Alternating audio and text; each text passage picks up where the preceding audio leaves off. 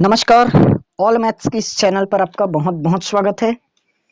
आज की इस वीडियो में हम लोग समीकरण को हल करने की प्रतिस्थापन विधि के बारे में समझेंगे। एकदम बेसिक से समझेंगे। पूरा वीडियो ध्यान से लास्ट तक देखना। आज आप लोगों का प्रतिस्थापन विधि से सवाल करने का जो डाउट है एकदम पूरी तरह से क्लियर होने वाला है, तो एकदम बारीकी से समझिए। चलिए, जब भी ऐसे क्वेश्चन आप लोग को दिखे और बोले प्रतिस्थापन विधि से हल कीजिए, तो कुछ नहीं करना। सबसे पहले हम क्या करेंगे, इसको समीकरण 1 नाम दे देंगे और इसको समीकरण 2 नाम दे देंगे। बस यहाँ तक कर दिए, कुछ नहीं कि समीकरण 1 और 2 नाम दे दिए। अब हम क्या करेंगे, समीकरण 1 या 2 से x का मान निकालेंगे, फिर उसके बाद उसको एक में पुट कर देंगे। 2 से x का मान निकालेंगे तो 1 में पुट करेंगे, 1 से x का मान निकालेंगे तो 2 में पुट करेंगे। बस इतना से निकाल रहे हैं, वापिस वही नहीं रखना है। अगर यहाँ से हम x का मान निकाले तो उसको यहाँ रखना है, यहाँ से x का मान निकाले तो उसको यहाँ रखना है। दिमाग में बस गया ये बात। चलिए सॉल्व करते हैं। तो अपन पहले से निकाल देते हैं समीकरण 1 से। समीकरण 1 से x का मान निकालेंगे। देखो समीकरण हमें एक क्या दिया है, पहले लिख देते हैं। x प्लस वाई बराबर अपने को दे दिया गया है 6। x प्लस वाई बराबर कितना दिया है, 6। यही तो हमारा इक्वेशन फर्स्ट है क्या? यस, ऑफ कोर्स हमारा इक्वेशन फर्स्ट है। यहाँ से हम क्या करेंगे, x को यहीं पर रख देंगे। ये लीजिए, हमने x को यहीं पर रख दिया। तो देखो इधर हमारे पास 6 है, इधर क्या है 6, इधर प्लस y दिख रहा है, इसको पक्षांतर कर देंगे, ये हमारा माइनस का y हो जाएगा। क्या होगा, माइनस का y। एकदम सिंपल सी बात आ गई। चलिए अब देखिए, हमें x का मान मिल चुका है। हमें क्या मिल चुका है, x का मान मिल चुका है। ये देखिए x का मान आ गया। अब इस x के मान को क्या करेंगे, समीकरण 2 में रखेंगे, क्योंकि समीकरण 1 से हमने x का मान निकाला, इससे x का मान निकाला, तो इसमें पुट करना है। जिससे निकालेंगे वहीं पर नहीं रखेंगे। यहां से निकाले हो तो वापस यहाँ x मत रख देना, यहां रखना। ठीक, चलिए रखें।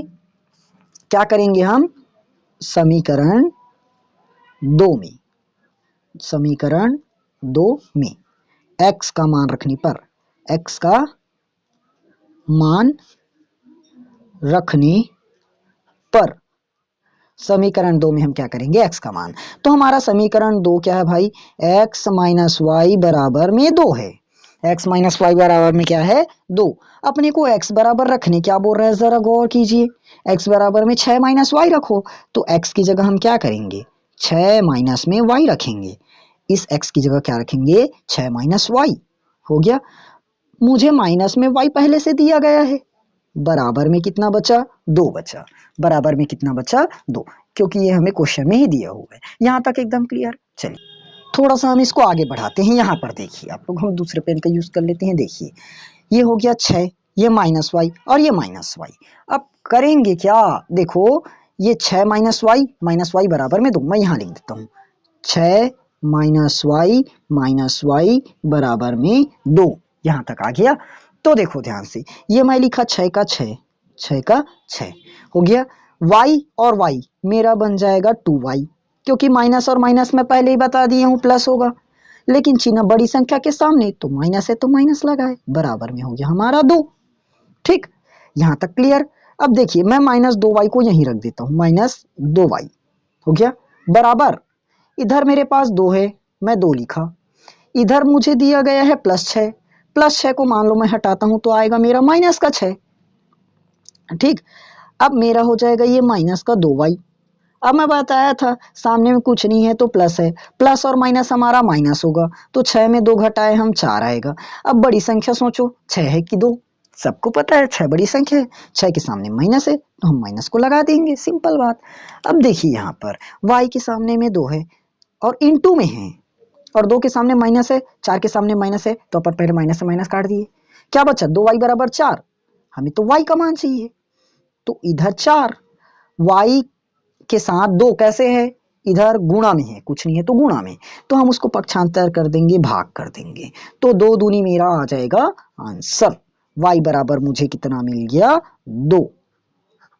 ठीक, y बराबर हमारा कितना आ गया, 2। समझ में आ गया हम मेरे ख्याल से। ठीक, चलिए अब y का मान आ गया, अब x का मान चाहिए, तो y के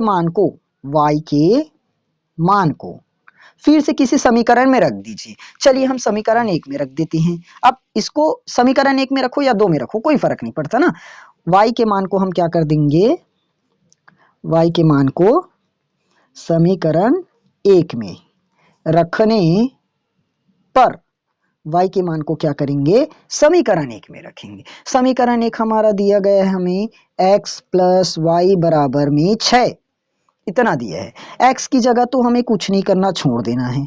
y की जगह अपने को 2 रखना है, बराबर में आ गया मेरा 6। तो ये हो गया x, इधर है 6। अगर 6 इस दिशा में देखो, y कैसे है, प्लस में, y प्लस में है, पक्षांतर कर दूंगा तो माइनस हो जाएगा। तो x के बराबर में फाइनली मेरा आंसर 4 आएगा। तो फाइनली क्या आ गया, x बराबर में 4 आ गया। ठीक, देखिए दोनों वैल्यू ही पता चल गया।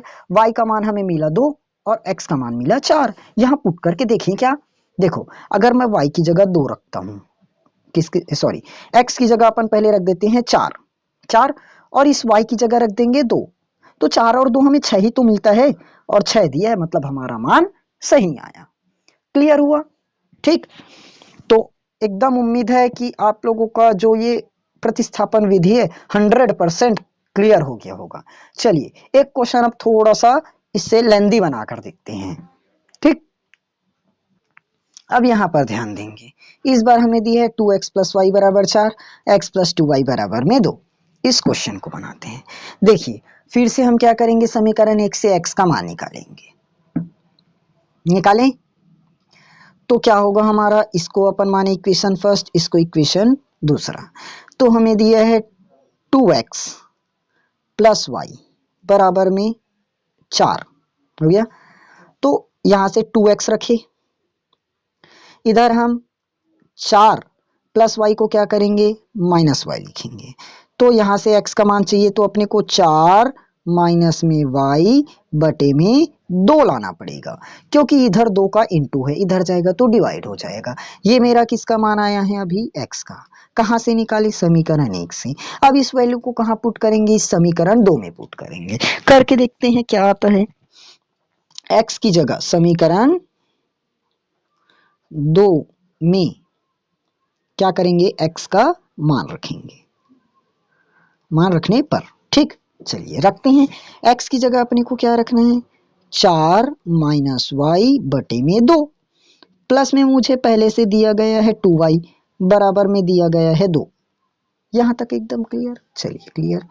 ये हो गया मेरा 4 माइनस वाई प्लस, नीचे में कुछ नहीं है मतलब 1 है, तो 4 माइनस वाई का गुणा 1 में हुआ तो 4 माइनस वाई ही तो मिलेगा क्या, और 2 में 2 का गुणा होगा तो 4 वाई आएगा, और डिवाइड में 2 एकम 2 मिलेगा, बराबर में मुझे दिया गया है 2।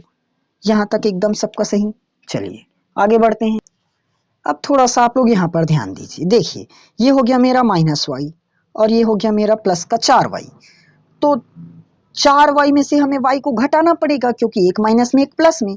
तो कितना आ जाएगा भाई, ये आ जाएगा मेरा 3y आएगा, क्योंकि बड़ी संख्या प्लस में है तो हमें क्या रखना पड़ेगा, चिन्ह को प्लस में।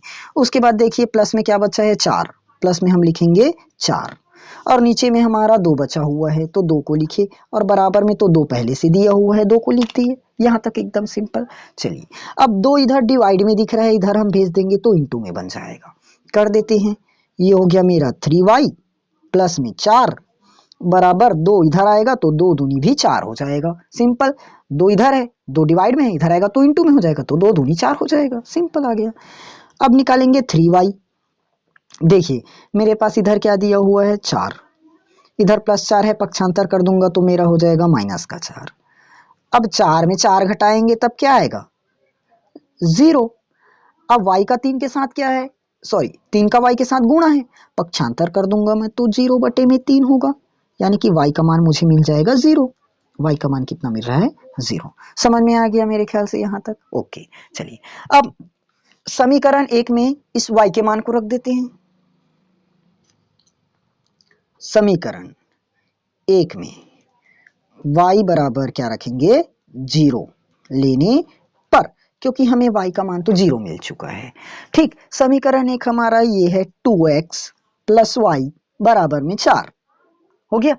तो क्या लिखेंगे, 2x का मैं 2x छोड़ देता हूं, खत्म, y का मान मैं क्या रखूंगा 0, तो ये हो गया हमारा 0। बराबर में मुझे पहले से दिया हुआ है 4, ये लिख दिया मैंने 4। समझ में आ गया? तो यहाँ से 2x बराबर मुझे 4 मिल जाएगा। एकदम सही बात, किसी को नो डाउट। हमें x का मान चाहिए, तो 2 का तो इंटू है, तो पक्षांतर करेंगे भाग हो जाएगा।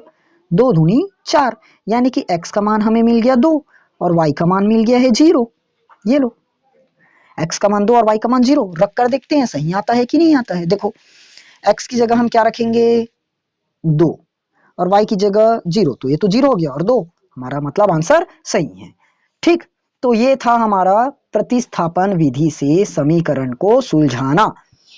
मेरे ख्याल से किसी को अब कोई भी डाउट बाकी नहीं रह गया होगा। अगर अभी भी आप लोगों का थोड़ा बहुत डाउट रह जाता है तो कमेंट सेक्शन आप लोगों का है, कमेंट कीजिए, हम अगली क्लास में उसको और एक्सप्लेन कर देंगे।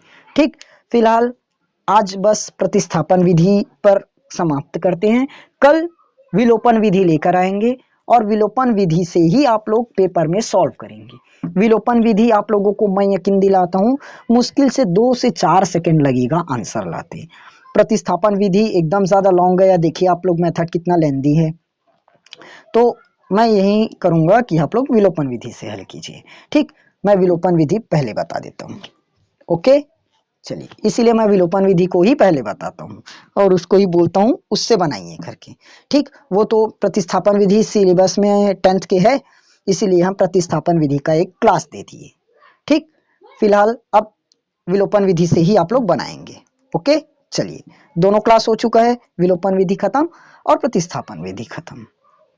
चलिए, अब आएंगे हम लोग कल किसी दूसरे टॉपिक के साथ। अगर आप लोगों के दिमाग में कोई टॉपिक है जो आपको समझ में नहीं आया है तो आप लोग बेशक कमेंट कर दीजिए, उस टॉपिक पर पहले सवाल करा दिया जाएगा।